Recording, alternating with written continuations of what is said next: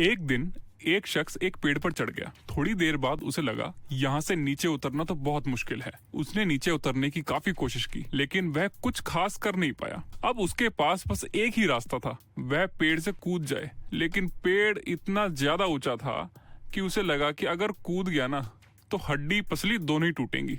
तो कोई चारा दिख नहीं रहा था नीचे उतरने का। तो आसपास के लोग वहां पर आए, उन्होंने बहुत कोशिश करी, उन्हें भी कोई रास्ता नहीं मिला कि उसे कैसे नीचे उतारा जाए। तो वहां लोगों की भीड़ इकट्ठी हो गई। तभी भीड़ में से एक आदमी बाहर निकल कर आया जिसका नाम था रामूलाल, और वह बोला, घबराओ मत, मैं कुछ करता हूँ। तो रामूलाल ने एक रस्सी उस आदमी की तरफ फेंकी और बोला कि इस रस्सी को अपनी कमर पर बांध लो। नीचे खड़े लोग बोले, ये कौन सा तरीका है किसी को पेड़ पे से नीचे उतारने का। कुछ ही देर में उस आदमी ने रस्सी को अपनी कमर में बांध लिया। रामूलाल ने उस रस्सी को दूसरी छोर से खुद पकड़ रखा था और उसे बहुत जोर से खींचा। ऐसा करते ही वह आदमी नीचे धड़ाम से गिरा और बहुत चोट लगी। लोग रामूलाल पर भड़क गए और बोले, अबे बेवकूफ, ये क्या कर दिया तूने। रामूलाल ने भोलेपन से कहा, मैंने पहले भी एक आदमी की इसी तरह जान बचाई थी। मैंने इस तरीकों को पहले भी आजमाया है और ये काम भी करता है, लेकिन मुझे ये याद नहीं आ रहा कि उसे मैंने कुएं में से बचाया था या पेड़ पर से।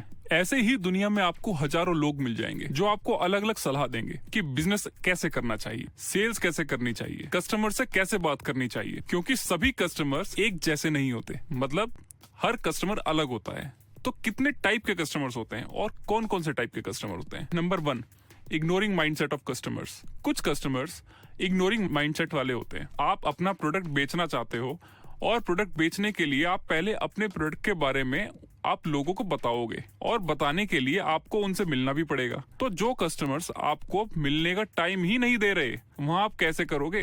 तो जब कोई कस्टमर आपको मीटिंग के लिए टाइम ना दे तो आप ये ध्यान रखो, जब आप उससे फोन पर या ईमेल पर मीटिंग के लिए पूछोगे तो आप अपने प्रोडक्ट से पहले ये कहिए कि आप उसके प्रोडक्ट के बारे में जानना चाहते हैं, क्योंकि आपके पास मार्केट से उसके प्रोडक्ट से रिलेटेड लीड्स आती रहती हैं। इसलिए आप उससे मिलना चाहते हैं जिससे आप मिलकर बिजनेस कर सकें और जिसका फायदा आपके कस्टमर को भी होगा और बहुत ज्यादा होगा। Second, destructive mind of customer. ये जो कस्टमर होते हैं ये बात करने में बहुत अच्छे होते हैं। आप जब इनसे मिलना चाहोगे ये आपसे हंसते हुए मिलेंगे, लेकिन जब आप इनसे अपने प्रोडक्ट के बारे में बात करोगे तो ये टॉपिक ही चेंज कर देंगे। आप जब इनके साथ बैठोगे तो ये आपको चाय भी पिलाएंगे और बहुत बहुत देर तक बात करेंगे। और बात किसकी करेंगे, पॉलिटिक्स की बातें और अलग अलग बेकार की बातें करेंगे, लेकिन आपके प्रोडक्ट या बिजनेस की बातें कभी नहीं करेंगे। तो ऐसे कस्टमर से बात करने के लिए आप शुरुआत के 5 या 10 मिनट तो नॉर्मल बातें कर सकते हो, लेकिन उसके बाद आपको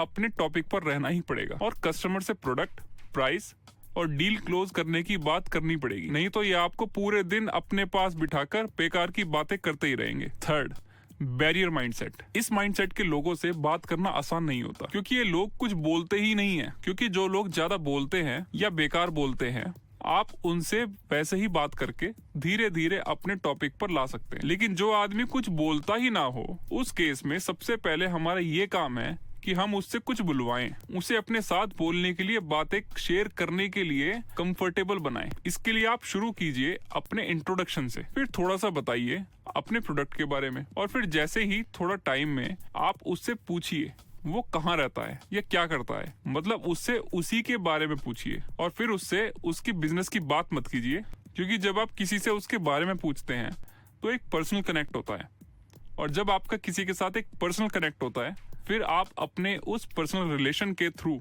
बिजनेस रिलेशन भी बना सकते हैं। तो आपको ये वीडियो कैसा लगा कमेंट्स में जरूर बताइए और please like and subscribe. Look over.